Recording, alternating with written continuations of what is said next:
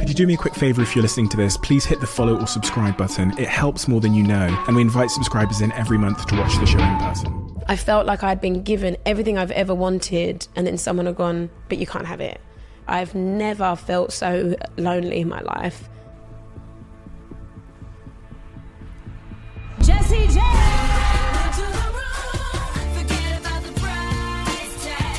2015-16, it was really the first time that I'd had fame. I didn't know how to cope with it, so I just panicked all the time. I just want to sing. The day that I found out that the baby had died, I didn't have anyone to just fall apart on, and that's what I needed, that's what I wanted. When I sent you that voice note, it was around the time when you'd done a big post about Dave. He was my guy, and I wish I could have protected him from himself like he protected me from myself. That's the bit that hurts me the most. Between Dave and Jamal, the things that those people gave me in my life are things that I know I have to find in myself. You got this bougie ass place and you got kitchen roll, I love it. So without further ado, I'm Stephen Bartlett, and this is the Diary of a CEO USA edition. I hope nobody's listening, but if you are, then please keep this to yourself.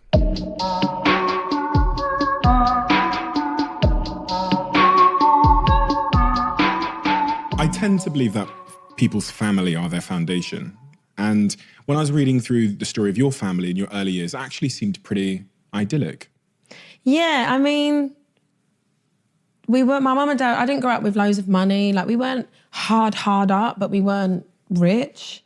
But when I think about it again, like, the one thing that I've learned from my parents the most is it doesn't matter about the things and the specifics. It's about the energy you create within what you have. So, like, we would go camping in the garden and my dad would pretend to be a bear in the middle of the night. And I believe to this day it was a bear. Like, you know, my mum's like looking out the window because she's gone in because she's like, I ain't doing this. And my dad's peeing in a bucket. Yeah, they're still doing it. Like, not in front of us because that would be weird. But like, they used to just create these experiences, and it was all about feeling, and that's what I remember the most from my childhood. Like, more so than anything else. Like, it's weird, like, I was in hospital a lot of my childhood and I never ever thought I was sick because my mum and dad never treated me as if I was. Like, it never became a definitive of who I was, which is, I think, even why now I don't define myself on that. I don't want to, even when other people try. But there was just always this air of making the best of whatever the moment was, even if it was tough. Your dad worked in mental health? Yeah, mental health social worker. How did that influence your early years, Well, my dad is a Pisces through and through. He's an emotional, honest, hilarious, very sensitive, stubborn man.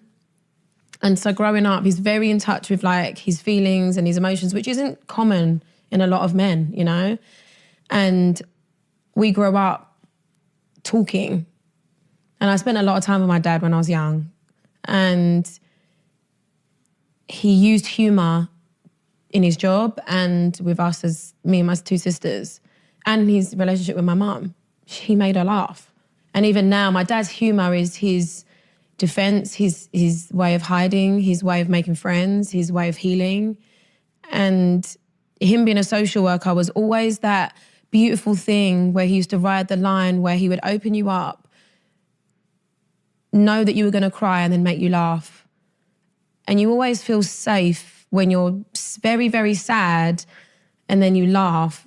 The emotions always kind of, they intertwine, like deep sadness and like intense happiness are so close together. That like feeling when you're at a funeral and everyone's crying and then someone makes a joke and everyone bursts into laughter. Like that's the line that my dad is incredible at kind of balancing. You're good at that too, because which is where I get it from.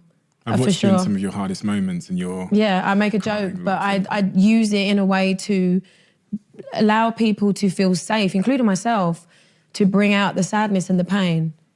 you know, and to talk about something really intense, or go through a moment that's hard, but then make a joke or make light of the situation or laugh at ourselves, you know, and then like go into bird's eye view and look down and go, look at us lot. You paid 30 quid to come and cry. You know what I mean? And it's like, and it's that thing of you just tapping back into reality and just going, oh God, like I'm not alone. Like, and it's good to laugh, and laughter can feel to me, as connective as crying with someone, as being intimate with someone. There's that thing that you have where if you're really in that moment, it's such a release. You said you spent a lot of your time as a kid in hospital. Yeah. What was the first time you went to hospital? First memory I have, I think I was 8 and we was in Epping Forest. Have you been to Epping Forest? I haven't, no. Probably not. Well, you can go, it's lovely. They're all the same, though, the forests. Yeah, so, yeah, it always starts in a forest, and it's like an episode of Black Mirror. So me and my sisters and my dad were in the park, and he said, right, let's race to the car. So we started to run, and I just remember I couldn't breathe, and I collapsed. And the next thing I remember is my dad picking me up and running to the car. We got into the car, we went to the hospital, and my dad has WPW. My granddad had WPW, which is a heart problem. And so that was the first time I was taken in with a regular heartbeat. I was put on very heavy medication as a child, which would cause me to have like seizures and pass out, and have like, it was just awful. So I was in and out of hospital a lot as a child. It was weird. Like, I remember being let out for the day to go and do rehearsals for Bugsy Malone. And then I would go back in. So I'd be on a drip at the rehearsal. So there was always this kind of balance that kept me present in myself, and I almost think that's been my blessing in my life. Like, my health has always kept my feet on the ground, in many ways. But I never remember being in hospital and being aware of what I was going through. Every memory I have, I'm always thinking about the people I watched, and remember like looking at going, God, they need a magazine, or they haven't eaten anything today, or I wonder how they're feeling. I don't remember being in pain or coming around from an operation. Or it's weird, it's trippy. It's almost like it didn't happen. You define yourself as an empath. You said it when you came in. Yeah, for sure. And even people that hurt me, I feel bad for the people that hurt me, because I look at why they've hurt me as opposed to the way I feel. But again, I don't know, I try and use it as the best I can, because I know it's just who I am. When you were in hospital, one of the things that you saw was, which inspired Big White Room, was a boy laid next to you. Yeah, so I was it was a ladybird ward, and there was a little boy in the room with me, and I remember waking up in the middle of the night and he was crying and praying, and had like all of these like tubes and, you know, like the bloodlines and stuff. I can't remember what's it called? I don't remember what it's called, but he would just had all these things, and he was just going, please don't let me die. I'm so scared. Don't let me die, God. I want to stay here. I really want to be here. And he was, he was probably 10 or 11. And I woke up and I remember just sitting and watching him for hours and just listening to him. And then the next morning, I remember seeing his mum come in and just taking all the balloons. And I said to my mum, like, I was upset, and I just remember saying, why isn't he here now? Like, he asked so nicely. And my mum just said, you know, sometimes God needs his angels closer to him. And I remember that moment stayed with me for years. You know, I was probably 10 when that happened. And when I was 16, 17, I had to write a song about it. It was the first song I wrote, and it stayed with me. That was the way I needed to let that feeling out, you know, of like, everybody's looking at me and everyone's staring at me. What do I do now? I smile because I'm still here. I don't want to be here, and I don't remember what I felt like before. You know, and obviously since that moment, that experience, and then when I wrote the song, I'd also gone through a lot more health stuff and experiences. But that was the most human thing I'd ever seen, even though I wasn't conscious of the fact that it was. How long did that last, the health issues in your sort of pre-18 years in terms of going in and out of hospital? Not very long. I mean, it was chunks of time, and like I had an ablation, which is like a little operation they do where they put 2 wires through your shoulder and 2 wires through your groin, and they try and kind of electrocute your heart into a normal rhythm, and it didn't work. So I get irregular heartbeat now, but I don't take any medication. I believe in good diet and like how I feel, and I try and do everything the holistic, natural way. I don't believe in medicine as much as other people do. But I think it was funny because I actually got to a point where I felt a lot stronger, and I was in a stride, and I was in a girl band, and I was at the Brit School, and I was like, I'd cut my hair, and I was a Vidal Sassoon model, and I was like, I'm starting to feel like I can fit in, and I'm not the sick kid that can sing, And then I had a stroke when I was 17. And then it kind of took a dip, and then I'd get back on my feet and I get signed, and then I broke my foot. You had a stroke at 17? Yeah, I had a stroke in Hamleys. It's the toy shop. Yeah. I worked there doing nail jazz, nail art. And I was like, I don't feel very well. And I was like doing a lot. I've always been someone that's like overexerted myself and probably doesn't know when to take a break. And yeah, I lost the feeling on the right side of my body for almost a month. And now all my issues have been on this side, like this side of my body. So I know like, it's so weird because like when people go, oh my God, you had a stroke. And I'm like, yeah, I don't even think about it. I don't want to define myself on it. I don't want to introduce myself with it. Because like, I'm grateful it happened, because if those things hadn't happened in my life, the menieres, the uterus issues I've had, the fertility thing, the miscarriage, like, you grow in moments of sadness and pain, and I grew up in those moments, and I didn't take my body for granted.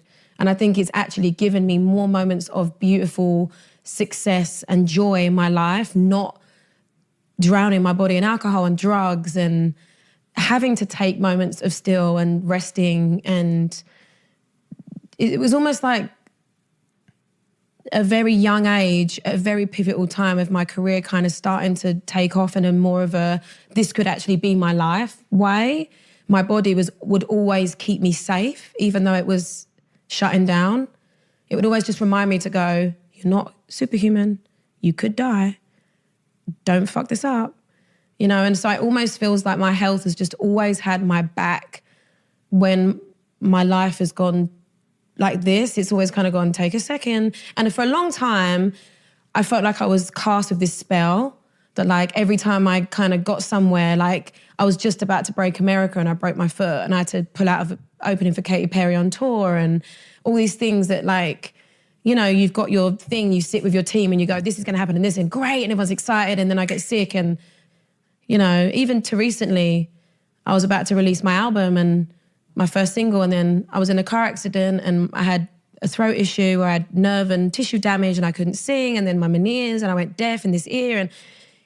But now I don't even want to release that album because I don't really like the music. Really? And I'm like, maybe that's why it happened. I just feel like I've been protected by my health being what other people would see as bad. But every time something happens to my body, I'm always like, okay, what am I not listening to?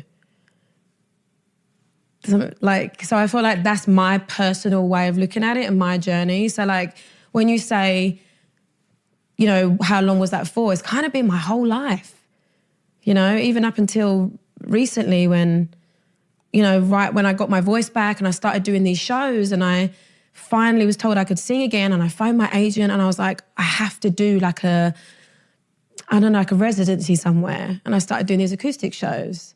And I was like, I really want to do stand-up. I want to do comedy. I want to make people laugh and sing. That's literally my purpose, right? And then the day before the first show, I have a miscarriage. And I still went and did it.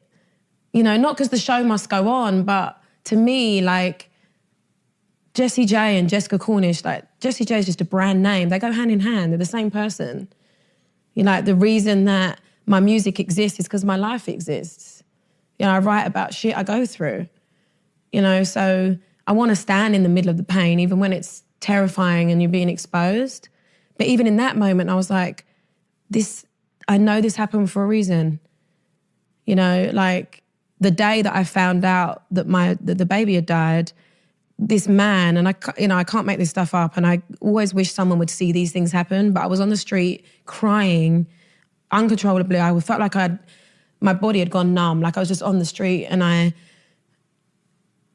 was standing there and I couldn't move. I literally just stood at this bush for like 2 hours, and I was phoning everybody that I knew to try and answer the phone, and because I was by myself, I was in Santa Monica, and this man came up to me and said, I don't know what's going on in your life in this second, but I know that it's happening so that you can talk about it and help other people. And I remember just going, that's the story of my life. And the anger I felt, where I was like, why can't this just be about me? Like, why do I have to help someone else? And then I realized that is what I've been called on to do. Like, I know that what I do is so much bigger than me. It's not about the song or the accolades or the awards or this. It's about the feeling that you can hand over to someone that they can't find themselves. And I have experienced so many things that are so randomly rare. And then also I've experienced things that aren't rare at all, but no one talks about. And the amount of women and men that have been close to someone losing a baby or having infertility issues or losing children themselves, or even women that have had children that don't know how to connect with their children, talking about that pain not only helped me, but helped other people. And I know that, like, going back to what you asked me before, like, I know that's so much of my purpose, as much as hard as it can be in moments. I get so much peace from knowing that pain that I know I can handle and have a different perspective of than someone else that might not, that I can share that with them and give them a different perspective as they can me, but obviously I do it on maybe a bigger platform. It is such an amazing feeling for me to be able to give that to someone that can't find it on their own. It's a heavy weight to carry to always have to be the inspiration though, right? Yeah, for sure, but it isn't always the case. But I think it's just understanding that. Like, understanding that after I did that first show, a huge part of me regretted it because I was angry that I reacted as Jessie J. I reacted as my brand. I reacted as, I need people to know I'm okay. Like, I don't want people to think I'm this always sick, always ill, always have something going on. Like, didn't she just go deaf? That's the comments. Didn't she just, like, da-da-da-da?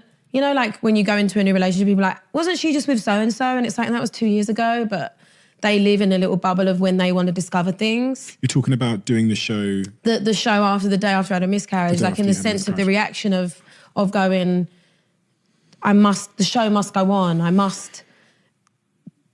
after that show, I surrendered to my pain and for nobody else but myself. And that's something that I don't think I've ever done. And a lot of grief came out. Grief of grandparents, of friends, of people that I've lost, that it all came out in that moment and still is, to be honest. It was only 4 months ago that this happened, 5 months ago. So I feel like a lot of grief that I had stored in interviews where I was like, and you've just got to find this, and it's always looking for the silver lining.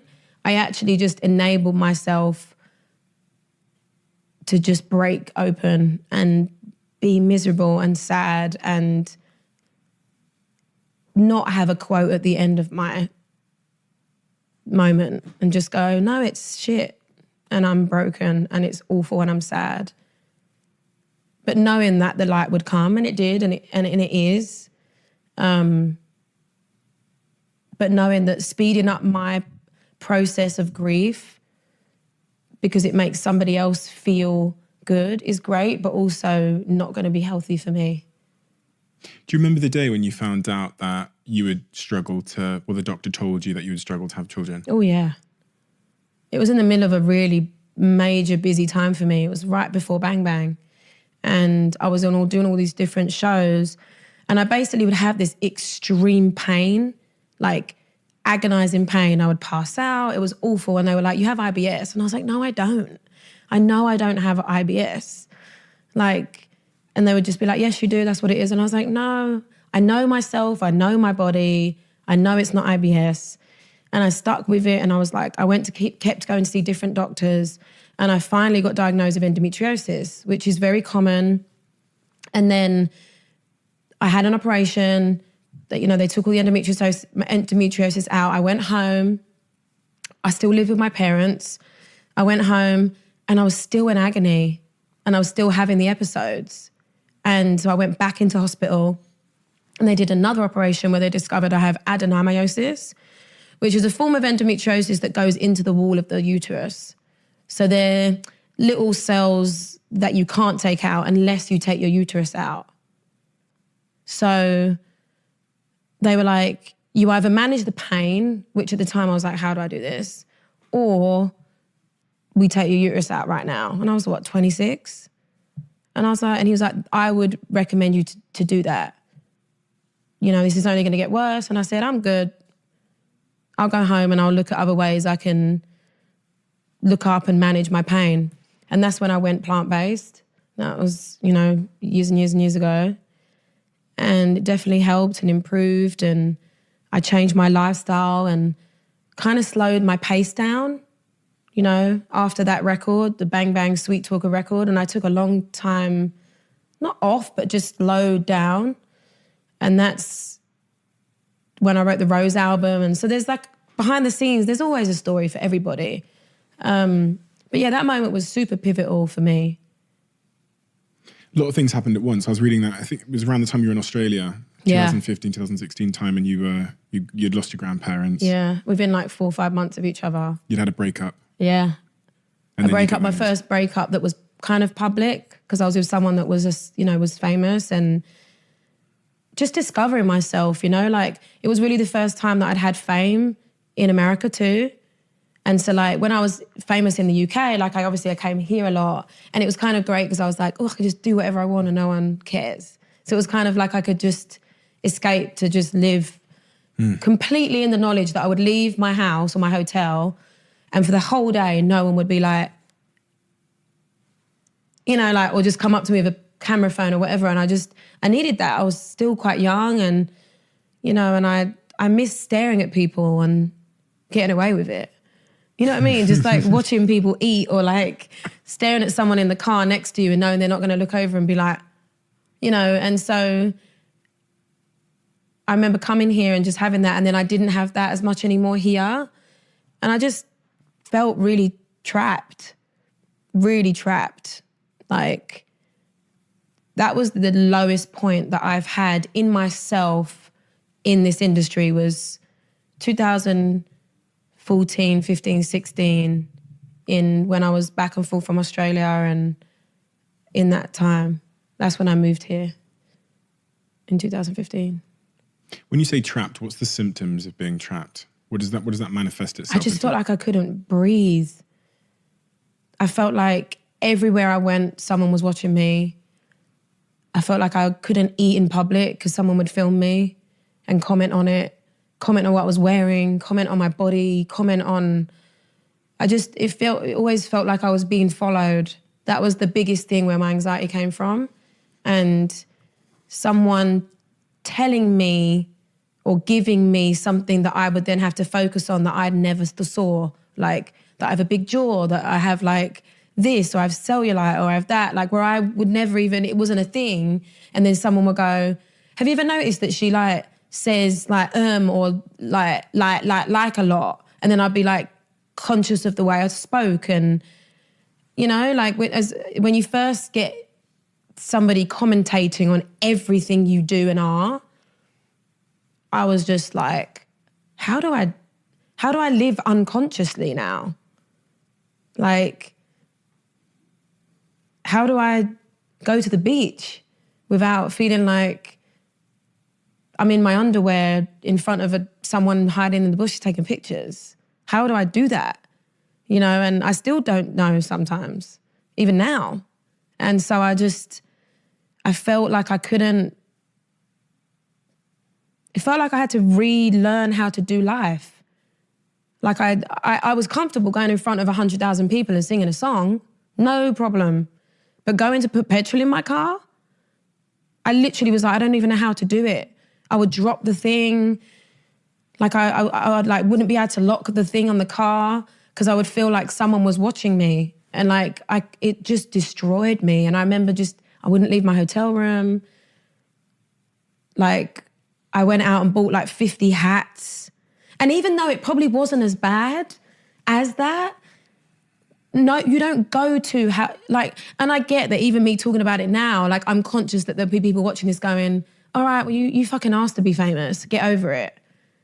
Like there's no space to feel like, you know what, there's parts of it that are amazing, but there are parts of it that are so toxic and unhealthy and so inhumane, and no one has a lot of space to be, to have any empathy for that. And I'm not talking about all the time, I'm just talking about that moment in my life. I just felt like I had no one I could talk to that had experienced it to guide me, to go, you're okay, you're safe, like no one's gonna hurt you, you know? And I just felt so alone. I felt like I was hovering above everybody in every room I was in. Like I wasn't able to just exist playing a game at a friend's house. That I was always just like, is everyone thinking about what I'm saying and they're gonna repeat it? And so I just panicked all the time of that someone was gonna misread what I was saying, or if I was in a bad mood and I went to like a fish and chip shop and I was like, didn't want to take a picture, that they would then tell someone else and it would get to the Daily Mail. Did that happen? Oh, all the time. Jessie J. DeMar. I mean, there were times where I then would almost, I remember for a little while, for a couple months, I became what the press told me I was. Because I got so tired of justifying that I wasn't mean and I wasn't a diva, that I was like, yeah, let me just be what they say I am, because that's what people think I am anyway. And even when I am nice, like when I remember going into a room and being like, hi everyone, and no one responding, and me going, hi, and everyone's like this, like, you know, like when you're like at that, it's weird. It's like and that was like, and I'm talking about that time when it was like peak kind of everywhere fame, Saturday night TV, and it was just such a trippy experience. And me just was like, everyone hates me. No one likes me anymore. So I'm not going to try and be liked. It didn't last very long. If you could go back and speak to Jessie that was going through that was staying in those hotel rooms and that was stumbling to put the petrol in her car and reacting to the media, what advice would you give her? Bird's eye view, babes. Just imagine, the best piece of advice I was given from a therapist was perspective. Like, imagine the world, go above it, imagine yourself flying above it, and really look at what you're stressed about. Like, get outside, get some air. Just get outside, go to a park, like, take a walk, you know, and also be honest to your friends and your family about how you're feeling and allow them to be there for you. Because I think everybody was kind of swelled up in, I mean, you've experienced it yourself recently, going from being able to do whatever you do and no one knowing who you are to then everyone knowing who you are, and then everyone around you doesn't instantly go, are you okay? They go, this is great. Isn't it amazing? Yeah. Aren't you having so much fun? And you don't feel like you can go, actually, no.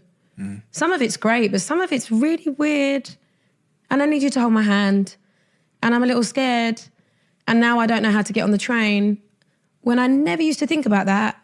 And now I have to rethink about it. And I go, can I go on this central line on a Saturday at peak time? No. So how do I get to where I need to go? Because my status is way higher than my money. And I can't afford a driver. You know, and your mind is going, who do I talk to about this?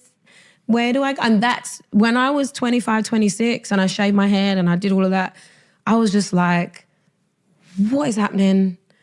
And who do I tell that will understand, you know? So, yeah. Did you find anyone that understood? Yeah, I think I had to learn that talking to my loved ones, I remember sending out a message to everybody saying, unless I am in danger, or you don't think I've seen something that's really bad that's been put in the papers, I don't want to see it. Amen. Oh, that's the worst. I don't want to see it. Don't send me a link of me on the beach. Because I was there. My friends and my family sending me links of people criticizing me. Have you seen this? Yeah, my what dad, a load of shit. I'm like, Yeah. I said to my mum and dad and my brothers and sisters, super early doors. I Yeah, was don't tell read me. the comment section on this website. Don't tell me. Don't send me the link. I'm not bothered. I'm not looking. If you But want to look. also, the thing that they need to be focused on, and this is what I had to say to my friends and family, stop focusing on what the other people are saying. Focus on helping me be someone that can be within that. Like, it doesn't matter what fucking Donald from Manchester thinks about my outfit that I wore. What matters is that I still feel confident wearing those things after I may or may not have been forced to read those comments. Because that's the other thing, like, fan bases will sometimes shove that in your face going, can you believe this? And it's like, I don't want to see it. I don't want to read it. And sometimes you're like, you literally can't avoid it. So your closest friends and family, that was the biggest thing for me, was making them understand, like, I need you to be there for Jess who's in the dressing room, not worrying about what the people think that are in the audience watching Jessie J. I need you to care about the girl backstage before I even step on the stage. When you're a performer and you're in the public eye, Yeah. you see it, you've got to create basically a brand, as you call it. Yeah. You make the distinction between Jessica and Jessie and whatever, and they're really the same person. But Yeah, man, same person. is there a point in your life where your identity got too caught up in being Jessie J? Yeah, for sure. When I wouldn't know what to wear. Like, I'd wear a catsuit and, like, my bob wig to, like, like a family barbecue. Because I just didn't know how to, like, tone it down. I was just on this hamster wheel of, like, dun-dun, dun-dun, like, dun, and I just didn't know how to, like, I didn't know who I was away from working, you know? So, like, one thing I realize now is that you are a product of your environment. You are a product of your environment. And I see that in my niece and my nephews, you know, like, and all the young people I know, and I watch my best friends and my close family members have children, and I see how different their kids are because they are a reflection of their environment, you know, and the beauty that they can have if they're brought up in the middle of nowhere in the countryside, but then they're, like, not streetwise, and they kind of, you know, and all these things. And so, like, when I look at, like, how I was in those pivotal moments of my life, and I think this is why I have so much empathy for younger artists, and, like, I really care about how they're protected, and just young people in general, like, protected from what the world is telling them they are, as opposed to them discovering themselves. Like, I was a product of, when I wake up, I'm working. Like, this is what you wear, this is what you do, this is how you act, this is what you say. And so, like, I didn't know how to switch off. Like, I would literally have to leave the house in a full face of makeup and, like, it was weird. It was like a trippy, I remember going on holiday with a couple of my girlfriends, and we were going for dinner, and, like, I was so stressed about what to wear and how to do, and it was so dumb. It's not even, like, important, but it was moments like that when I was just like, God, I need to chill out. I'm not Jessie J right now, but I didn't know who I was. I literally had no clue, like, what my favorite color was or what food do I like to eat, because I would just get given, this is what we've got, this is what you've got time to eat. For so long, it was so unhealthily fast. It was just, everything was so speeded up. And I was like, what do I want to, what are my hobbies? What do I like to do other than just sing and travel? I can travel to sing. I don't know. And that's when I was like, okay, I need to take a second. And after that third album, I took like 4 years and disappeared. In that time, you've got record labels telling you, presumably, who you are, who they want you to be. Not even. Really? You know what? There's one thing I will say about my record label. You know, for as much as you always have your disagreements with anybody in power and anybody, you know, that's you work for or work with or work under or work next to, like, but my record label have always supported me to the best of their ability and to the best that I understand. Like, The Rose album, the last album I put out, was my favorite that I've ever put out. Was it the most successful? No. Was it the most authentic to who I was at the time? Yes. Did it have the biggest support from my label? No. Did that matter to me at the time? No. Because I knew that the music was great. Yeah, it would have been great had they been more supportive, but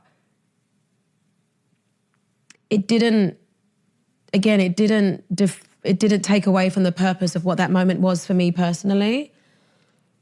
So no, they've been great. They've been amazing. And even now they're super supportive. That like, first time I'm talking about it, that I had an album that was done, ready to go. And I listened to it a couple months ago and was like, this ain't it. And then I went back in the studio 3 days ago to kind of start again. And maybe I'll use some of the old songs. Maybe I won't. Maybe I'll rework them. But there just was something that wasn't right. And they're like, we support you, we love you, we got you. We see you, we understand you. I've been with them for almost 15 years. What I've struggled to find is an internal team. Like people that are immediately around me. Like an assistant, a manager, that kind of thing? Manager, yeah. Managers. Assistant, no. Just a team. That's where I'm at right now. Like, you know, I just let go of my 6th manager 2 days ago. Yeah. No hard feelings. No great people, amazing at what they do. Just not right for me. And I know it's because there's something I'm doing wrong because I keep picking the wrong people. So I know I need to look inwards and go, what am I doing wrong here? Is it because I know what I want and I don't really say it because I don't like to cause waves in the ocean? Kind of like a smooth sailing moment, but I also know what I want and know what I deserve. And it's taken me a long time to be confident in saying like, I know I can really sing. But I've just never had a team that really get it.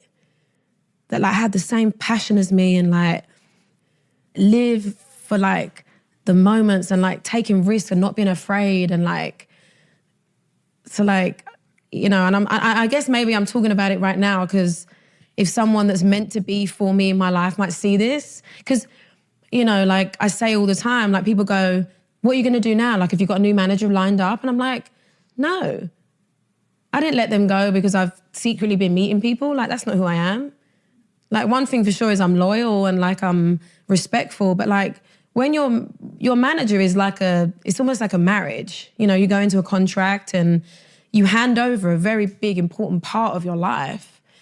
You can't look for a new husband while you're still married. It doesn't work like that. And I have no idea who good managers are. No idea. And I don't know if I ever will. I'm 34, I've been doing this a long time, but I also know that I've got so much more to do and I feel like I've barely scratched the surface. And I know in my heart, in my instinct, I don't just trust my instinct, I act on it. And it was a big, brave thing for me to do, just to go, guys, I love you, but I know this ain't right, I'm moving on. What wasn't right about it outside of the passion you're looking for? What is it you're looking for from that team, that manager? It's so funny because when someone goes, what are you looking for in a manager? For me, it's just a feeling. I just like, it's someone that, I'm such a hard worker, right? And I'm very disciplined. I'm very professional. I can handle a lot of stuff by myself. And I think that exposes a lot of people to do one of two things, go, she's good, or I need to work harder. And a lot of people go, she's good. And I just want someone that can teach me about music, can send me performances from Aretha that I've not seen, or, hey, have you heard this new music? Or have you read this book? Or like, you know what I was thinking would be amazing if we did this? Like, okay, so you want to do this? I need the drive, the passion, like people that I can relate to, like the way they see the world and feel the world. And like I get told, and I'm so grateful, I get told all the time, you're one of the best singers in the world. There's some singers down the street at church that are the best singers in the world. that no one will ever hear other than God and the people that are in the church. But that doesn't mean anything, like, if you're not doing anything with it. You know, and I just want a team of people that represent me even when I'm not in the room, you know? Have you seen what you're looking for elsewhere? Do you know I don't it even exists? know. I don't know. I know I look at other artists and go, I should be doing that. There's no reason that I shouldn't be there, I shouldn't be doing this, or I know that the music that I make, like I've always said this metaphor with my career, right? Is I feel like if my career was a shop, I feel like I sell ladders outside, but roses on the inside. So I feel like what I put out there isn't always what I actually sell, that isn't actually always me, that I feel like I'm convinced or I'm always a little afraid to be a diva or to come across like I'm arrogant or this, that and the other, but like I know the best moments of my career, point blank, have been when I have followed my instincts, acted on my own heart. Like when I did the China TV show, everyone was like, why do you want to do a singing competition? I said, I just know this is what I need to do. You know, even the Rose album, like I know that the people that discovered that were who needed to discover it. And I just know like the only thing in life that is important is to just not trust your instincts, but to act on them, be yourself and not be afraid. To know that even if you're in a room full of people, that if you know that this is going to work, just don't be disheartened by everyone else's projection of their own fear that they can't deliver for you. I guess you'd also rather fail at being yourself than succeed at being someone else as well, right? And I've succeeded at being someone else, 100p. That's 100%. Yeah, I was figuring it out. 100p, I got yeah. there just before you like, told me. Yeah, you're like, Yeah. But like, I love to write songs, right? And I can sing, so I'll go in the studio and I can make music. But sometimes I'm like, I love these songs, but I wouldn't buy this album. I wouldn't put this on and listen to it. And I'm grateful that I know I've been accepted into so many different spaces in the industry, like the musical theatre world and like the pop world, the R&B world, the soul world. Like I love music, and I grew up around a lot of music, and I grew up a lot around different cultures and races and walks of life. And I'm so happy that was my foundation and that's what I am. And I also need management to represent that. I don't want to walk into rooms that everyone looks the same. You know, I'm tired of it. And I want to make music that makes everybody feel like they're welcome, and make music that makes everyone feel accepted and seen and understood. And I need my team to reflect that. And I got to do a better job at making those decisions. One of the reasons I ask is if you've seen it somewhere else. No. Because when you're a obsessed person, when you're obsessed about your craft, I think we all, and I'm speaking from my own experience here, we all struggle when we don't feel like other people are meeting us there. Oh, yeah. You know what I mean? And I see this with founders specifically in companies where they're just absolutely obsessed and all in on their dream. And then they look at their team who aren't at that standard, don't seem to care as much, aren't sending the Aretha tracks at 2 a.m. in the morning, aren't going above and beyond. And they're thinking, well, you must not be right. You must not care. You must not want to be here. So there's a certain expectation management. No, for sure, 100%. And it's not that I'm saying I expect them to be me. I think it's just people that even want to talk about music. Yeah. You know, like a lot of managers, like, when was the last time I went to see a show? Like, at the end of the day, to me, that when you're a musician and you're in the industry, I need a team of managers that are like they're at the party. They're not trying to get me an invite. They have to be there and like come in, you know what I mean? It's so I think that I don't know what it is and I don't have the answers and I know what it is that I want. Sometimes I don't know how to say that until I'm experiencing that it's not what I want. Mm-hmm. And then I'm like, no, this isn't right. But I know that it is also me. And I know that I have to be more vocal on what it is that I want and what it is that I deserve. And I just feel like I'm always taken for granted. And I just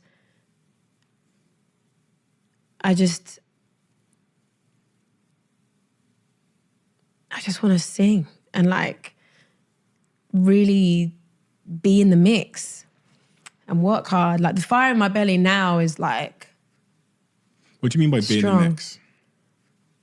It's weird when you've had success, like people always say to me like, yeah, but you're Jessie J. And I'm like, what the fuck does that mean?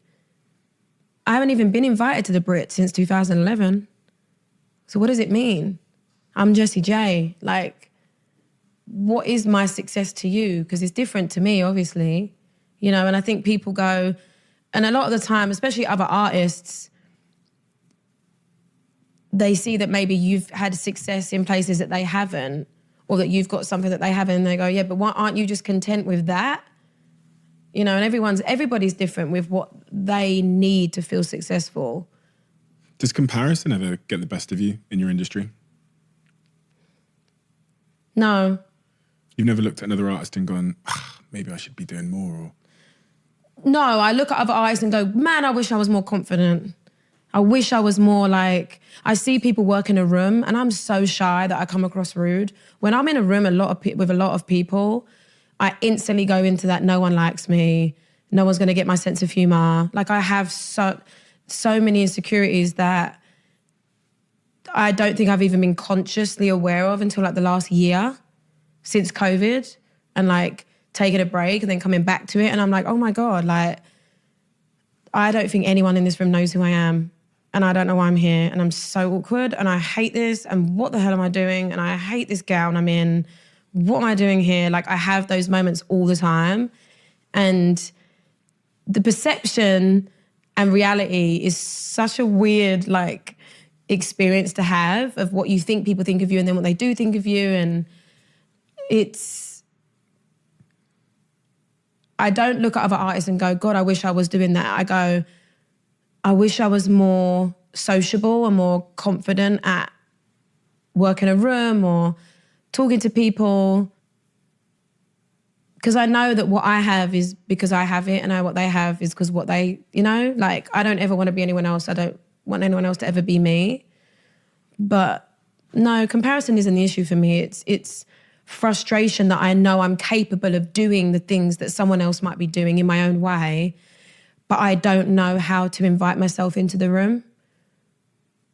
And I'm like, and they're like, oh my God, like, you want to come in? Come in. But it isn't always me going, hi, can I come in? Because I don't know how to do that without feeling like an absolute dickhead. So I just kind of go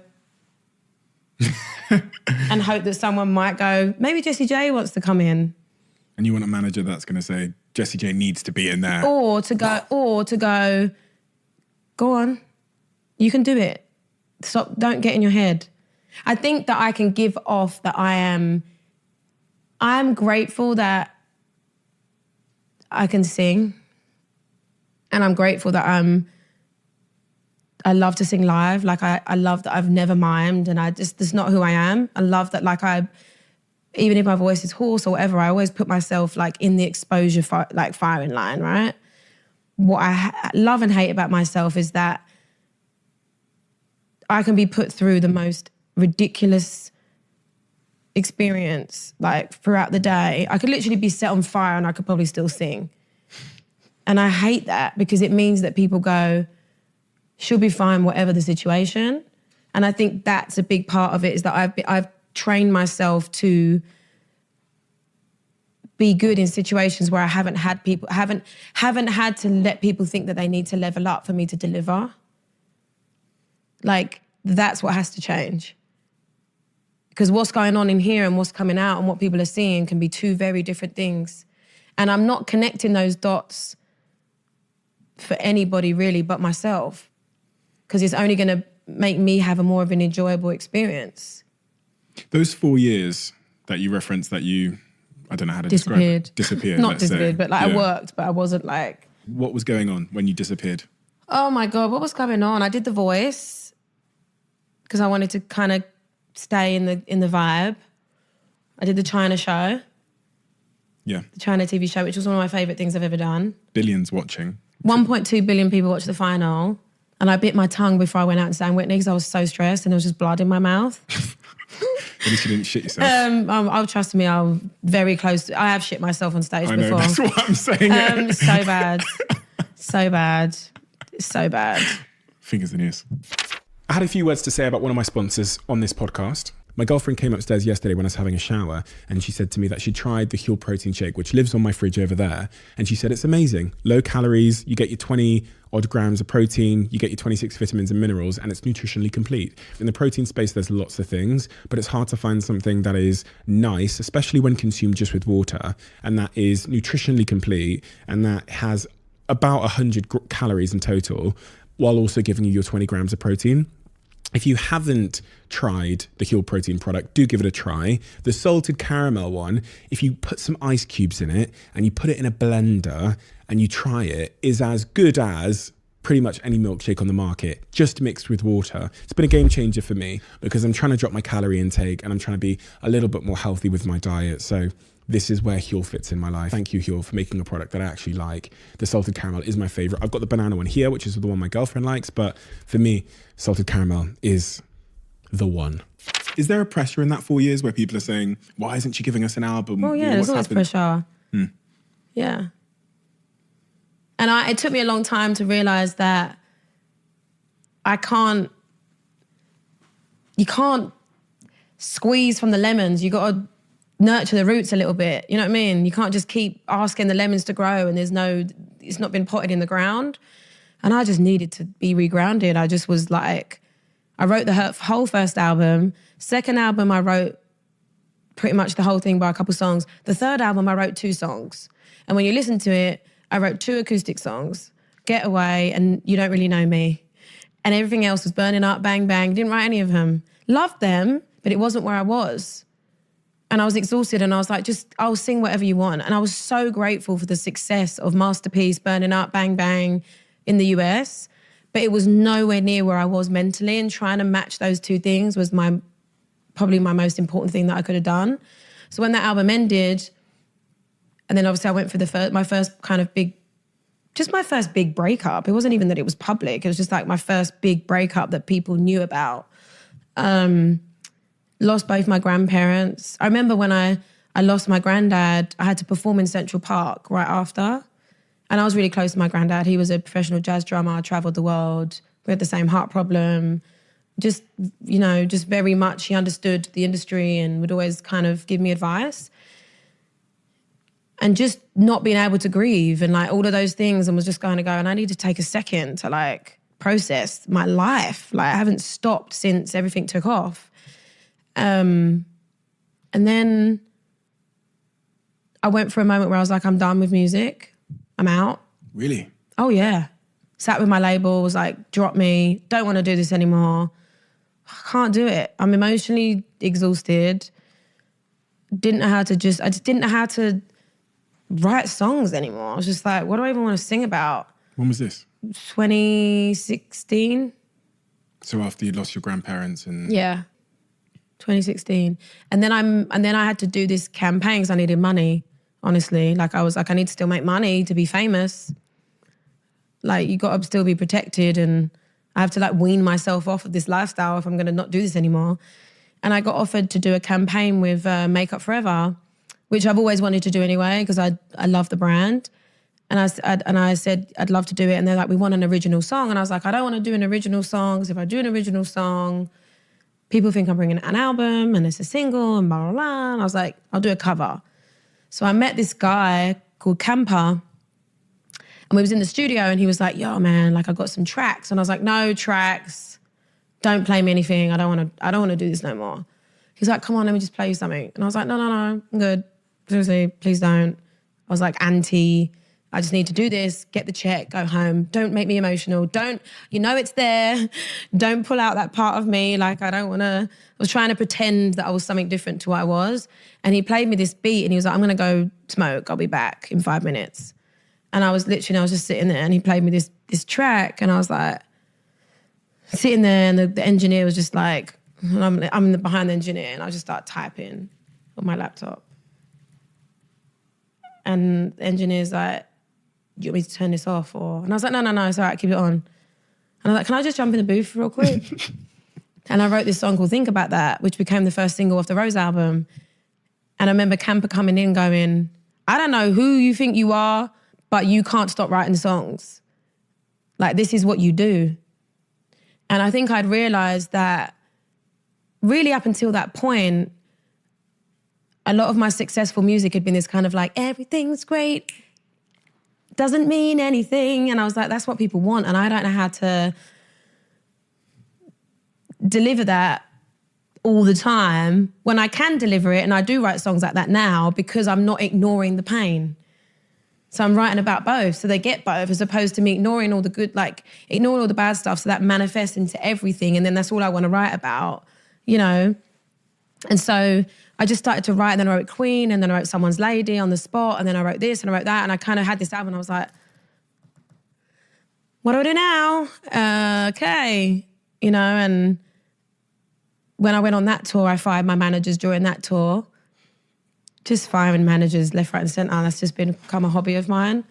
Can you imagine how insecure the 7th manager is going to be when you call their name? Or they're not, you know? Thing is, I'm such a loyal person. If you look at everyone in my life, my production, my tour manager, my hair and makeup, 10 years deep. Like, I love my people. But I also need you to show me that you really understand how valuable I am, as I would to you. You know, like, I know what, it's like dating. Managers is like dating, you know, and I do believe that like such an important role doesn't always just fall into your lap and it's right. And I honestly think that most artists will admit that they ain't happy with their management. Most people in the industry would admit that they're not happy with their agent or their management. There's always something else they could be doing. And like when you voice what you needed and it still doesn't change, and then you voice it again and it still doesn't change, and then you go, yeah, you know what, I actually think I'd enjoy this more if I didn't have this, especially when you're making money off not doing much. You know, I'd rather be by myself for a second and it be a bit chaotic and me learn and like go, right, what do I need? What do I want? What do I need? What do I want? That's one of the two of the questions that I think a lot of people manage to get clarity on during terms of moments of turmoil. The pandemic. Yeah, exactly. What was that to you, that whole 2 years? Ooh. The pandemic was probably the worst and most beautiful thing that I think's happened to the world.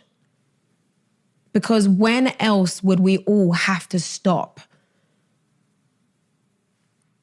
And not just stop and be like, oh, I'm going to keep going to work and like, you know, just really take the weekend off. Like, stop. Like, not have our clutches of our hobbies, not have our clutches of our friends and family that we may see or visit or talk to, but really go inwards and have no escape from it. If I was a fly on the wall in wherever you were living during the pandemic, what would I have observed? I mellowed a lot in the pandemic. I let go of a lot of things that I held on to as like clutches to kind of be able to do my job. Like, I'm a very organised person, and I realised how much time I wasted on things that really didn't help me, like having a certain amount of this or being overly prepared. I'm a very overly prepared person. I cooked a lot. And I wrote an album that's really good, but I just don't know if I really love it. Why? I don't know who the audience is. When I listen to the songs, I don't see the people that are listening to it with me. And I have to be able to see that. How did that happen? If you write something, I'm guessing usually you write it from a place of your own pain or whatever. Yeah. So there's going to be people out there feeling the same human experience. Music reflects where you're at, right? Or it should. And in that time, I think it was a very anxious, everyone kind of wanting to like falsify this, like, we're good, right? We're okay. Like, we're okay, we're good, we're going to be fine. And like, you can feel that in the music. It just feels a bit like too much. And I think that what I think people are craving more than ever right now is just like real. Like, and I also know what I'm good at. And I listen to it and go, there's like about 5 or 6 artists that I can imagine doing this. I want to make music people only know that I can do. And it ain't that. So, and it might be that. I might come full circle and go, you know what, I was wrong. Ha, joke. Took 3 years, but we're here. But I'll get there. You know, there's no right or wrong answers. I don't believe that anything we do in life is wrong or right. I just think we've got to want to make a decision and then we'll learn from either which way we went. Has your grief over the last year impacted your perspective on that piece of work? Yes. Yeah. I feel like my grief is here right now.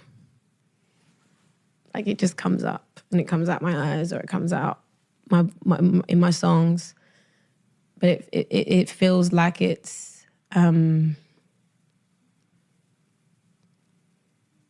has a place to live in my life now, which is why I probably feel so vulnerable at the moment, because as I said to you, like losing, having a miscarriage and losing the baby, and then most recently losing Jamal Edwards.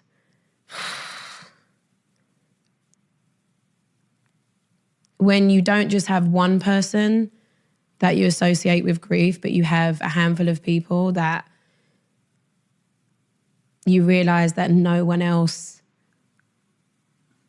that you have in your life gives you what they gave you. And you realize that you have to find that for yourself. Like that's the hardest part of grief for me that I'm experiencing right now.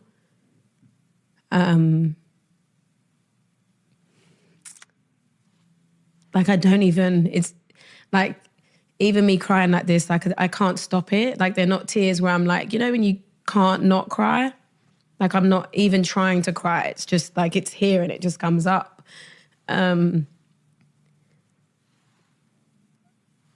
It puts everything in perspective that all the things that we worry about and all the things that we are concerned about, nothing matters if someone just loses like, when you watch someone, I don't know if you knew Jamal. You did? His parents called me yesterday. Oh, I love Brenda.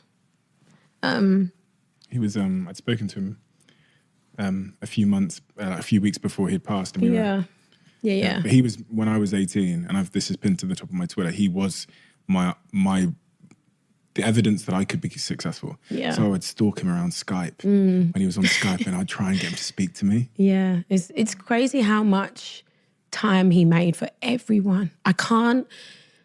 He was like so special. Like, you know, and when someone passes, you always want to remind everybody of like the good that they were, but he was like in another league of, I can't explain it. Like when I was standing, you know, at his funeral and just looking around and the impact that he made so one-on-one with everyone he knew, because he never said no. He always had the time. And I know how much he wanted to live life, you know, and how unfair it feels that of all people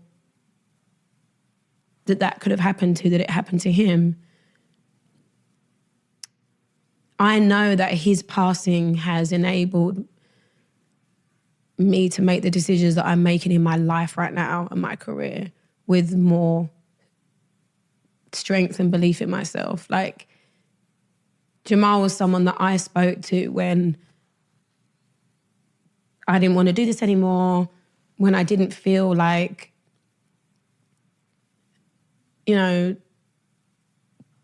being told that you're a great singer was enough. Like it often wasn't, you know, and I would phone him and he would just remind me of, I mean, I met when I was 17, just remind me of the bigger picture and just his energy and the fact that he talked himself into every room and then talked about everyone else. You know,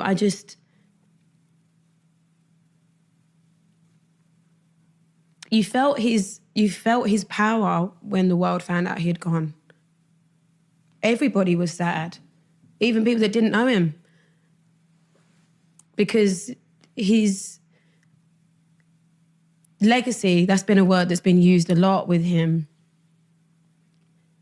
It's funny because the biggest legacy that I think however many businesses he started and things he invested in and platforms he created to elevate everyone else, it was the feeling that he gave people. To me, that was his legacy. And like, that's why I miss the most.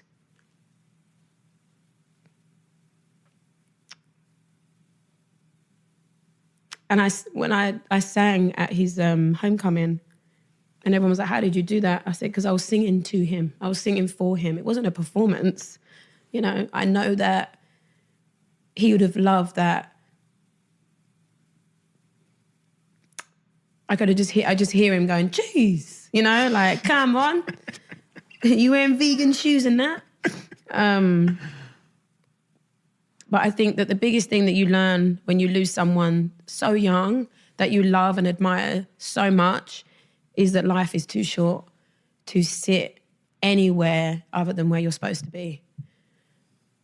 And if you're sitting at a table where you don't feel like you're being fed, even if you're bringing a plate of food, you politely just leave, you know. And I know that he has inspired me to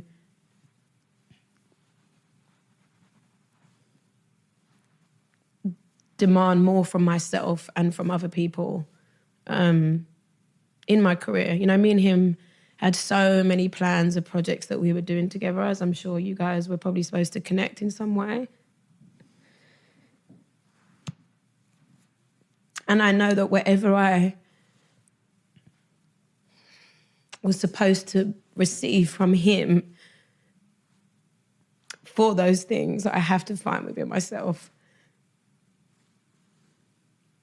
So, because no one will ever be that. So, sorry, I'm so crying right now. Like, I'm such an emotional person and I really live from feeling. And I'm not afraid anymore to be vulnerable. And I think that the first line of change with anything through grief or anything like that is talking about how you feel. And I think that I'm now in the next few months aware that I'm going to then start actioning the change that I'm speaking about within myself, the energy around me, what I want my career to look like, what I want my music to feel like, what I want the people to be around me to feel like. You know, I love to work hard, but I also like people around me to have a life. I was, when I was rereading through the process you went through with your miscarriage. Yeah. You posted about it very soon after and you talked about how, and then you deleted the post, right? Or you archived it or something? Archived it, yeah. In a moment of being human, I was just like, you know what it was? It was a moment where I actually had it up and I wasn't in a space to keep posting, but I was tired of going back to my page and that being the thing that people saw, because I wasn't in that space, but I wasn't in a, hi guys, I'm going to sing you a song space, or a random caption and a picture of me just in and out, you know? So I just was like, I'm not as sad as that, but I'm not anywhere near, say, the few posts before it yet. So let me just archive it and just kind of go back to zero. I just can't imagine I've had people who've sat here and talked to me about miscarriages and the experience, especially the attempt in a family to try and create life and struggling and, so seeing that so closely and the experience you shared and the way you shared it, and even listening to you talk about going and having, you had a suspicion that something was wrong. And I had 2 scans in the same day, and within the first scan and the second scan, the baby had passed. And it was such the whole experience was so spiritual for me, because obviously I'd been told it wasn't going to be easy for me to get, to have children. And realistically, like, I'm still discovering that now. I think that any woman can say that. The amount of women that are told that and then they have children, and a lot of it's mental, and where our bodies are at. And obviously when I was going through all that pain and discomfort was when my life was in complete, utter chaos with my career and my diet and everything, like your mind, your body's so powerful. And as I've gotten older and my life is, I've kind of been able to find tranquility in the chaos and, like just my pain is so much better and I'm not on any medication anymore. And, so when I fell pregnant, it wasn't, I know that getting pregnant, I don't think will be the issue for me. It would be staying pregnant. And so when I fell pregnant, I was so overwhelmed with like your whole life just kind of instantly changes. You feel like you're carrying the most precious cargo, even though it's the size of like a bean sprout. You're literally just like, and it's a secret, but and I'm such an open person. And it was such a new experience for me to go through something that so many people could relate to. But not want to tell anyone, but want to tell everybody. But no, I shouldn't, just in case. But then it's like, but it's also something that so many people have gone through. So it wasn't like and I was just like, what do I do? And then when I booked these shows, obviously I think I'd booked them before I even knew. And then when I decided to do that first show, I remember the day before I found out the baby had passed, I was with a friend of mine. I was like, how am I going to do this show and not tell everybody? Tell everyone you're pregnant? Yeah. And announce it? Right? Yeah, and just say like, because I was like so sick. I was like, hey, people are going to know. It's, ugh. So I just remember kind of landing in LA and I was by myself. I live in LA by myself. And I have friends and I don't have any family here, but like I have my team. I did have my team. So sad till I fired everybody. No, it sounds so savage. It's not. It's so amicable and everything's fine. But no, I do have a lot of team. A lot of them are in the UK still, and I do have people here. But like I have friends here, and I remember I got here and I was very sick, and I was just like, right, I'm going to start working out and eating good and like getting on a routine, and like I have my house and I'm in the sun, and then I woke up one morning and I was like, oh, I don't feel right. I still had very intense nausea. I just knew something wasn't the same. And I called a doctor because I hadn't actually discovered who I was going to have as my doctor yet because it was still quite early. And I'd gone to see my doctor in London because I was there when I found out. And I went to the doctors, and that dreadful silence when you first have a scan and they kind of don't say anything. And I was like, just tell me the truth, what's going on? And she said, your baby's heartbeat is very low. And there's this like ring. And I was like, well, what does that mean? And she said, it often means that the baby will have some sort of disability or deformity. And I said, okay. And she said, we can have you and take bloods today and then in a couple of days, and just to see if your hormone levels are moving, to see if the baby's still growing. But the baby's heartbeat is very weak. And I was like, but it's still there. And she's like, yeah, it's still there. And that's when I went onto the street and I cried, and the man came up to me and said, if this is happening because you're supposed to talk about this, you're supposed to help other people. And instead of going to get bloods, I got in my car and I said, I'm going to go and get a second opinion. I didn't go and get the bloods ever. And I phoned around some friends and no one was available and everyone's at work, and I ended up being able to go and see another doctor very quickly, and he only had about 10 minutes before he had to go into a surgery. And so I went in very quickly and he did another scan and he said, I'm really sorry, there's no heartbeat. Like that was within about 3-4 hours of the first one. And I remember going into the car park and getting in the car, and one of the first people I spoke to was someone on my team, and obviously, they were supportive and understanding, but one of the first things I was asked was, well, what do you want to do about the show tomorrow? And even though I understood it, I didn't at the time, I don't think I realised that actually really shifted the way I processed the experience. I got home and I kind of was focused on how am I going to get through tomorrow's show more than what is happening. Like I'm now, sorry if you can hear my stomach, I'm really hungry. It's like, I need this. No, I remember just going home and kind of not processing it. And I had a friend come over and then the next day I went straight into glam. I did the sound check. And I got on stage and I posted that post. I was by myself. I had no one advising me. My mom, my sister wasn't there to go, no, don't share this with the world. Like, make it real for you first. And I posted it because I didn't have anyone there to break on. I didn't have anyone to, I don't flipping cry again. I didn't have anyone to just fall apart on and that's what I needed. That's what I wanted, you know? And so I did the show.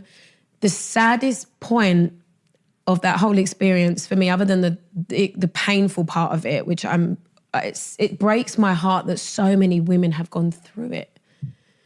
Even women I know that I didn't know, and I hated that I didn't understand. And I couldn't support them in the way they needed me to because I didn't know. It's such a painful, physical painful, emotional painful experience that you almost don't want to talk about it because you need people to see it, to know. But it's such a trip, you know. And obviously everyone's experience is different because, you know, the way the baby passes, or it's all different for everybody.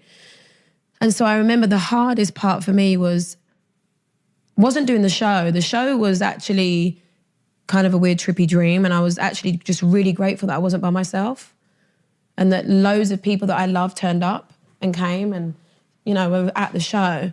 It was when I got in the car after the show, you know, by myself, and I got home and I opened my front door and I closed the door and I fell to my knees. And that was the worst moment of the whole experience, was me realizing that other than my career, being a mother and having a child has been the biggest excitement of my life. Like, I've always been super maternal. I love children. Like, it's just always been something that I can't even explain. People go like, you know, do you want to be a mom? It's just something that I think that you gravitate towards, or you kind of learn to gravitate towards. But I felt like I'd been given everything I've ever wanted, and then someone had gone, but you can't have it. But it was still there.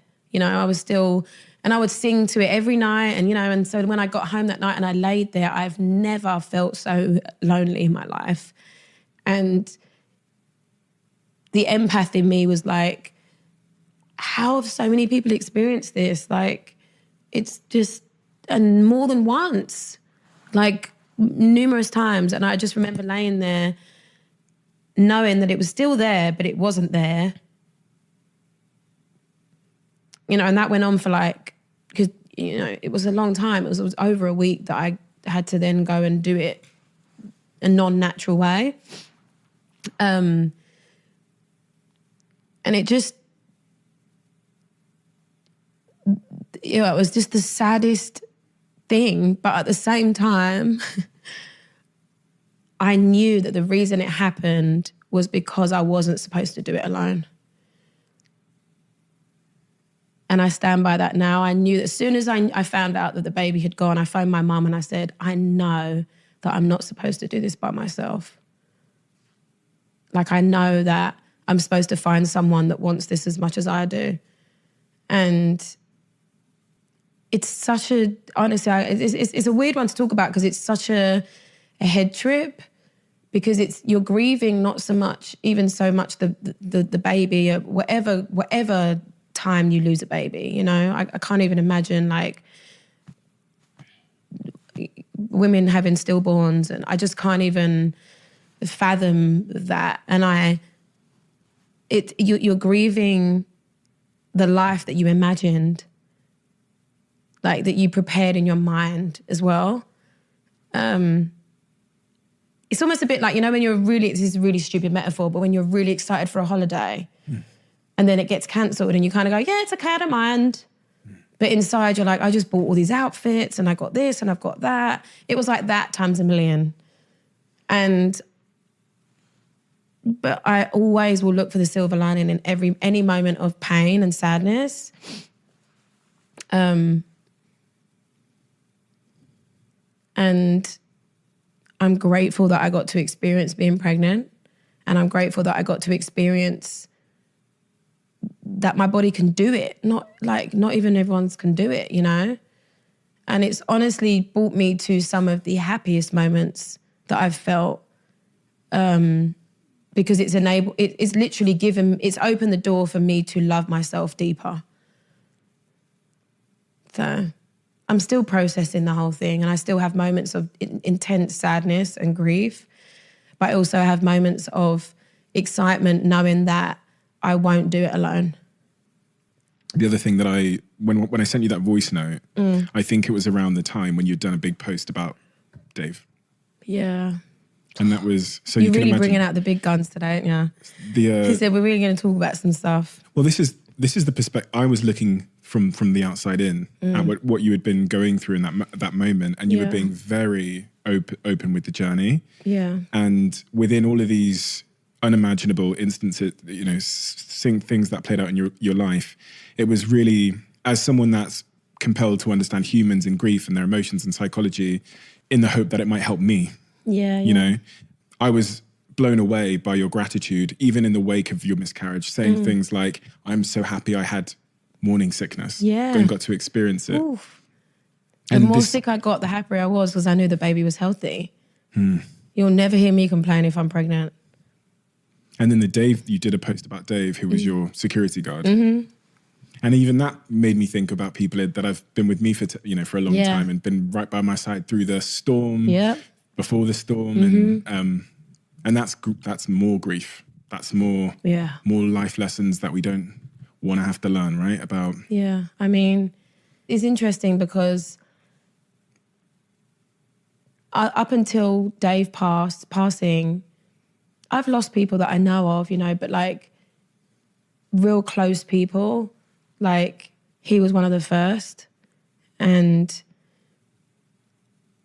the hardest part for me, like, losing someone like that, and I speak broadly for anybody that's lost someone, is when you've had experiences that no one else knows about. So when you lose somebody that he woke me up every morning and was the last person I'd see close my hotel room door before I went to sleep, and would put on the do not disturb and be like, right, see you in the morning, boss. For years and years and years and years and years, through me trashing a hotel room in Australia when I lost my mind, to me fancying this guy that he told me not today, or having the best success of a song, or selling out a show, or not selling out a show, or having to cancel a show, or he was the person that came to visit me, the first person that came to visit me when I just had my operation, when I was told I couldn't have kids. Like, he was my guy. Like, he was my big brother. Like, when there was turbulence, he held my hand for 9 hours on the plane. Like, when you've gone through those experiences, but you know you can only grieve alone because no one else has experienced those moments with you, like, that was what was the hardest thing for me, is like, no one else was a part of really our thing. Because it was just me and him. Like, he's my security. Like, he was just, I would make him get on the roller coaster. He'd be like, no, I'll just watch. I'm like, come on. I would make it, and he was so big, and he would just sit next to me, be like, and I'd be like, I know you like it. And like, there was a part of him that I know I only got to see. You know, it's an unusual experience to be pushed together with someone that closely for so long, and to experience theme parks and traveling and airplanes and delays and highs and lows. And we would, after every show, one of my things that I like to do, which I don't often do anymore now because it was our thing, was go for a walk after the show. Whether it was 2 a.m, it was raining, get me outside, I need some air, I need to come back down to earth. I need my ringing in my ears to go, I need to like have a packet of crisps or a sandwich. I just need to like, and usually no one would be out because it would be late. So I could walk around, like I'd be in the rain, soaking wet, and be like, you're gonna get sick. And I'd be like, germs make you sick. Rain doesn't make you sick. You know, so like we would have these conversations, and obviously I knew him and I knew his own battle with his own sadness and his own... When you tour for a living, when you're on tour, you want to be at home, and when you're at home, you want to be on tour. And there's this like push and pull of like, where do I belong? Like I want to keep moving, but I crave stillness. But when I'm at home, it's too still. And when I'm on, you know, when you're on tour, it's too much moving and you crave stillness. And then when you're still, it's like, I need to move. You know, so it was, I knew so much about him and he knew so much about me. And I protected him as much as I could as he protected me. So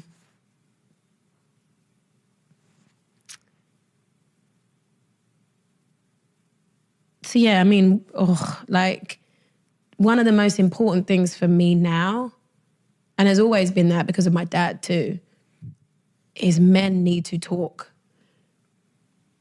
Like whenever I've got into a relationship, I'm so adamant on my partner having their own life and their own group of friends that they hang out with, like that they talk to and that they do the things that they enjoy. And like, I don't want my life to become your life or to feel like we have to be intertwined all the time. Like women have grown up with blogs and magazines and books and this, that and the other. And that's one of the things I loved about you. And this is why I said yes to talking to you, because men don't talk enough about how they feel. Point blank, you know, and almost are raised to go, be respectful to women, you know, or not, it's not be respectful to yourself, you know. And I watched people react to Dave, who was this big 6'5", tattooed, bald guy, going, oh, you're going to beat me up, before they'd even spoken to him. And me going, him beat you up? Like, he'd catch a fly in a cup and put it outside, you know?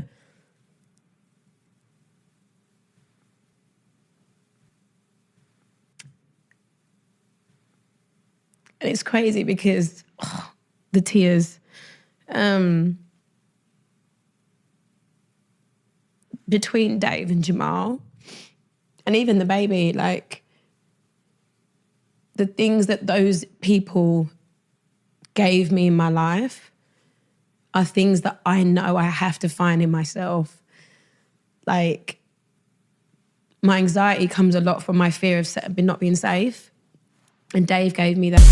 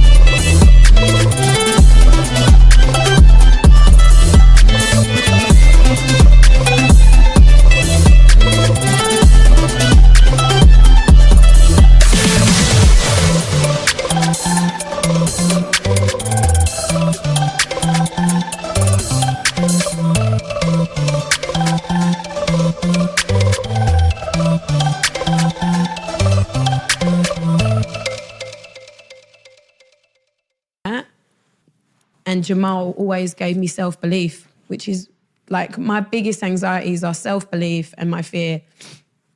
And so losing those two people in my life, and then obviously the baby was just such a huge part of who I want to be in my life and what I want to give to my children one day. I think that's why the grief is so present right now, because I'm in the process of trying to give myself the things that they gave me. They're very special guys. And Dave was hard work, hilarious, took no bullshit, and had my back 100%. And I've not had anyone like that since, you know. In the photos, you both look like jokers. Oh my God, he was the biggest joker, the biggest clown. He would send me shit while I was sitting in the voice chair to try and make me laugh. And like, we just had all these jokes. Like we lived in this house in Australia together, and it was whale season. So we would watch whales. Like we would sit and have dinner, and then we would sit, and we bought binoculars, and we would sit and watch like the sea and see if we could find whales. And so it became this thing that every time we'd be in the middle of a conversation, we'd be like, whale, and then we'd all run to the window. So it became that thing for years that like, if there was an awkward moment or one of us wanted to leave somewhere, we would say, whale. That was like our code thing. Yeah, random. And then he'd come up with an excuse for Yeah. Or we'd just laugh because we'd be like, if someone said something stupid, he'd be like, wow. Like, and it was just like, he just got me, you know? And it's very hard to find people like that. And I do believe that you're right when you said about expectation. I think that when you've experienced, I've had a handful of people in my career that have loved me and seen me and heard me and felt me and understood me and respected me and elevated me consistently, that are still here with me or aren't anymore for whatever reasons, whether they've moved on or they've passed away or and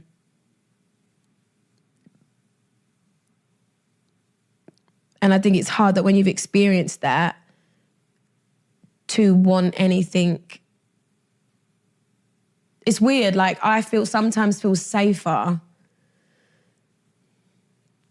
talking to Dave, this probably makes me sound crazy, at an event and imagining him there than I do with another security guard. And I know that may not make any sense to anyone, but I just imagine him there and I feel safe and I feel calm.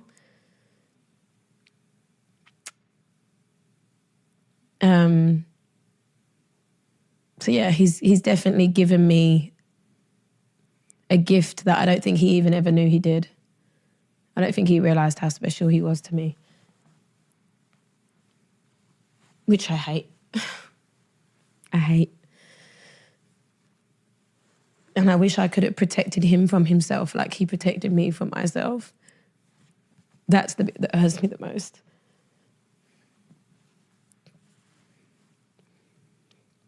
But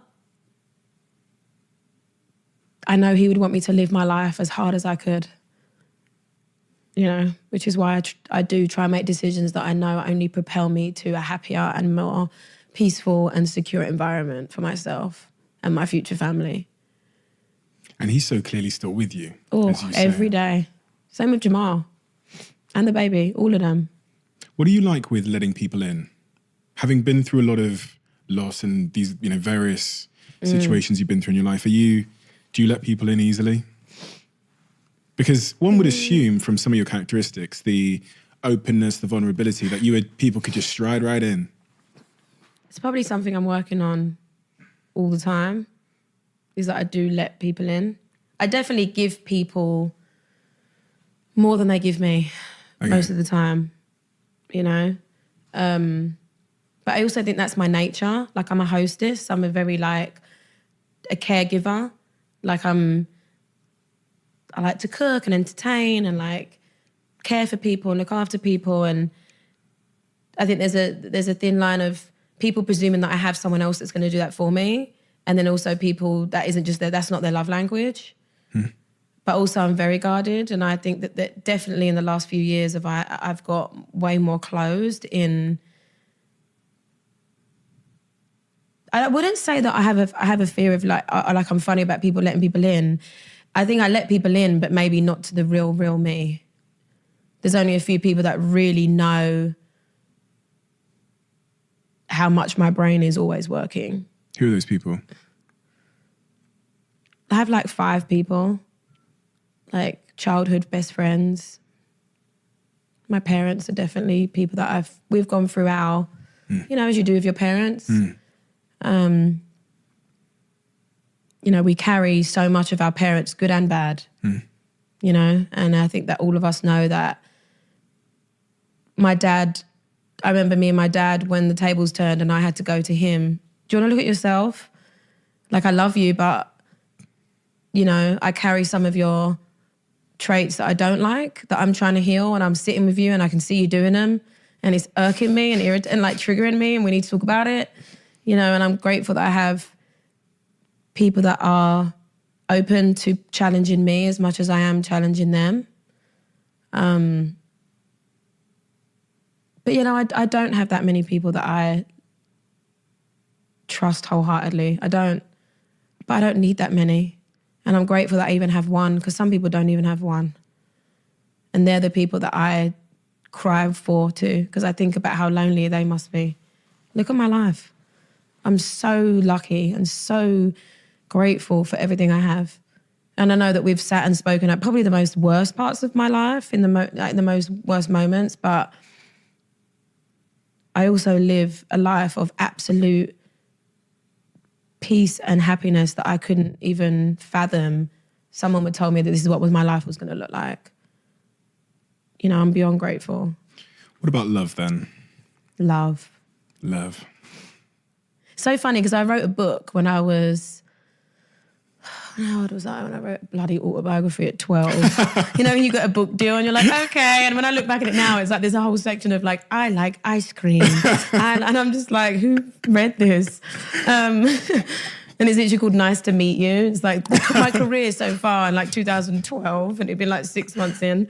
But I remember, obviously with regards to like me talking about relationships from the beginning and the impact that had positively and negatively to myself, my relationships, my career, how I hurt people, how people hurt me.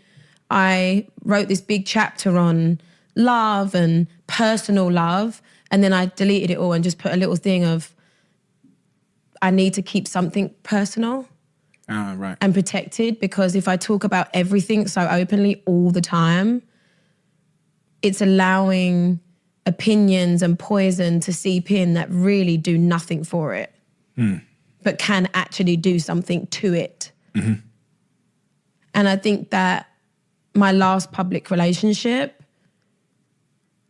Which one was that?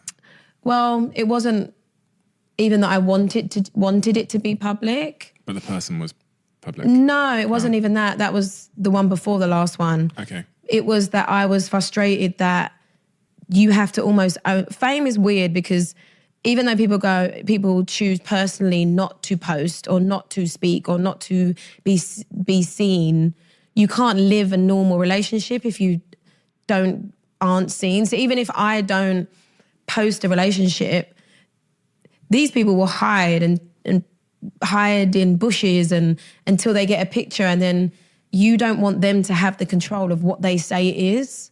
Oh, I know what you're talking about now. You know what I'm saying? So this is why you put... Yes. So obviously I was in a very, very public relationship, and it was a very different experience for me. Good, bad, ugly?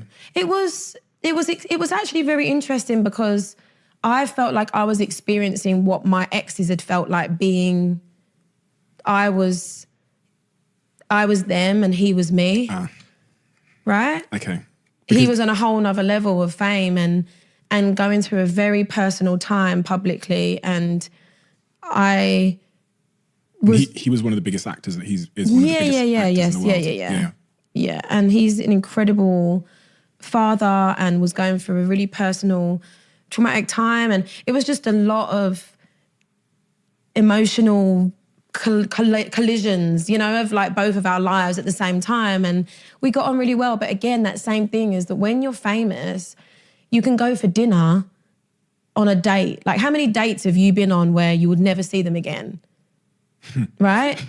But you get photographed and you're both famous and they put it on the internet and go, exclusive. And you're like, and that wasn't what happened. But, you know, we got seen and it kind of propelled into something probably more than maybe it was, also because of what was going on in his own life. And then there was this comparison, and it was so many things that I always say that there's a lot of things that fame control that you can't control. And there's a lot of things in this life that we ask for. And then there's some things that we don't, but happen anyway. And so that whole experience definitely made me go, I just need more privacy, and I need to have something that isn't always me talking about it and like being open, because even if people really understand it, everybody slows down at the car crash. Very rarely do people get out and help. And now people don't just slow down. Now people slow down and they film, they zoom in, they comment, they send to somebody else. They will pretend something else happened that was there that wasn't. Like, that's what it is now, right? So then when I met someone in the pandemic and who wasn't famous, and I was very protective of that, when we did get seen, I was like, I don't want to talk about it. Like, and we were together for like dating for maybe a month, and then obviously it was put out everywhere on this one picture, and I was like, you know, my frustration of like, the way they worded all of it. And I just was like, no, this isn't what it is. Like, if you want to, I hate that the press can control the narrative. I hate that. But I also get it. But it doesn't mean that you sometimes don't just go, you know, like. And you did a post basically saying, I want to control the narrative myself. Yeah, exactly. And it wasn't me going like, we're going to get married and we're going to do this. It was just like, this is what it is. This is who it is, and da-da-da-da, and piss off. Like, just, and then they did piss off to some degree, you know? It was like, okay. And then like the picture they posted of me, and I laughed about it. I looked like an old man that owned a boat that was wearing a wig. Like, it was so bad. And I was just like, really, guys? This is the picture you're going to use of both of us? And like, it was just terrible. But there's that thin line of like, fuck everybody. I'm going to live the life I want to live, and I'm going to experience love. Like my mum says to me, fall in love as many times as you can. It will stick or it won't. How many times have you been properly in love? Once. Because I can actually see my life with that person, and I've never had that before. Sounds recent. Maybe it is. Maybe it isn't. Maybe it isn't. Who knows? Who knows? We might never know. And I may never know.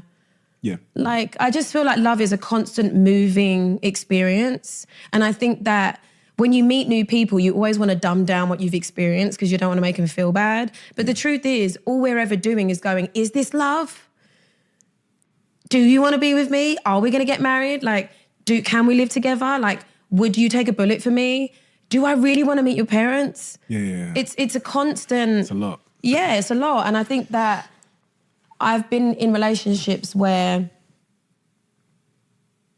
in the process of me working out if it's what I want or not what I want, the press are giving the narrative that it's exactly what I want and it is going to happen and it's this and it's that. And I'm like, we may never have been official, or we were, or we may have been engaged, or we may have like just been mates. The amount of times I've been in relationships with my friends that I've just gone to dinner with, you know, I've like the amount of times that people have said I look like I've been pregnant, little do they know. Obviously now it doesn't happen. And I think if the press did say that now, I think that I would probably feel confident to say something because I see them do it to so many women without knowing what they're internally going through. I constantly ride the line between not giving a fuck and wanting to protect it to every little part of me. Because I would be lying if I didn't say that what other people think or say or constantly believe doesn't bother me. When you walked in, you said, I asked you what was front of mind, and you said, I'm thinking about like the next chapter Yeah. of Jessie J and Yeah, my yeah. life. What is that next chapter as we look forward? And you think? Acting on my instincts, making music that I love, making music that feels like it speaks to myself as much as it speaks to other people, finding a team of people that have the same passion as me, and giving my personal life as much nurturing as my career. And acting as Yeah, well? I'm acting right now. No, I mean, you said I know that acting is a big part Acting, of your comedy. childhood. I really want to do comedy. I would love to see you do I that. really think want to that'd do be so stand cool. up. I mean, me sitting here crying for the last 3 hours isn't giving that people that impression, but knock, knock. I definitely want to do acting at some point. Like the West End stuff. I mean, right now I'm in the process of like trying to create a one-woman show, Right. which is what Jamal was helping me with, which is a combination of the things that I love the most, which is therapy and talking and honesty and emotions and standing in the middle of them and feeling the storm and the joy and the sunshine and the rain and all of it. Singing. And singing, when I mean singing as hard as I can, as loud and high and as soft and as low and everything as I can, and making people laugh. You know, and combining those three things. Don't know what it looks like, have an idea, but you know, life does this. Yeah. And preparing my body to try again to be a parent, you know, at some point in the next few years, for sure. Thank you. Thank you. Are you going to write notes about me in your book now?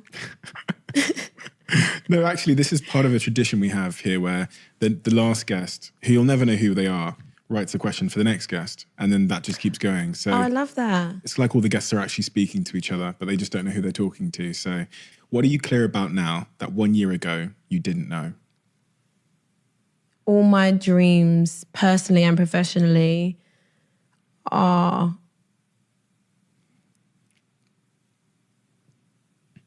able to happen with people by my side. And I don't have to do everything by myself.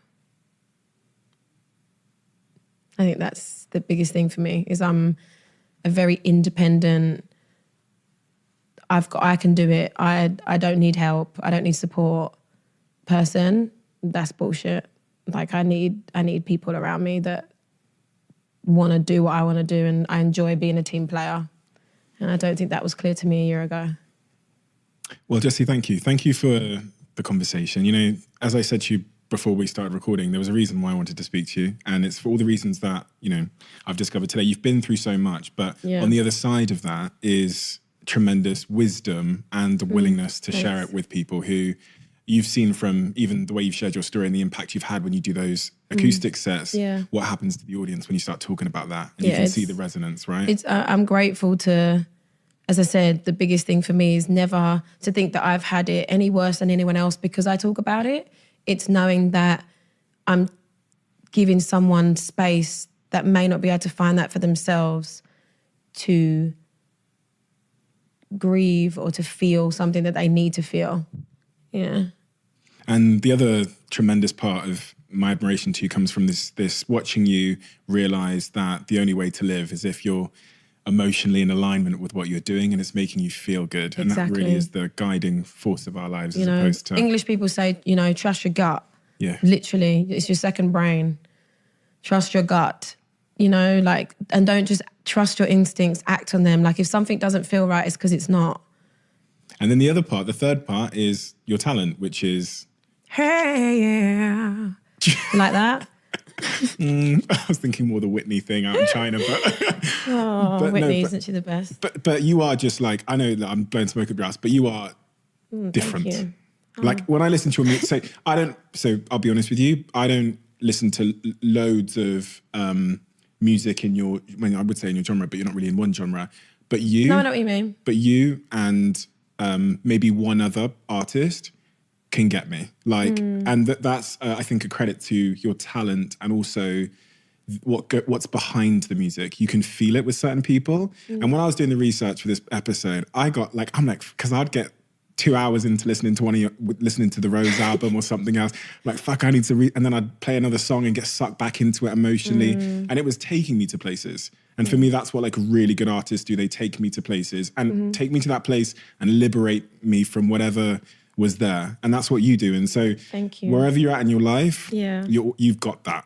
Thank you. You know, no one can ever take that. You've got it. Yeah. And few have. So thank you for that gift and thank you for sharing all of it with the world. Thank you.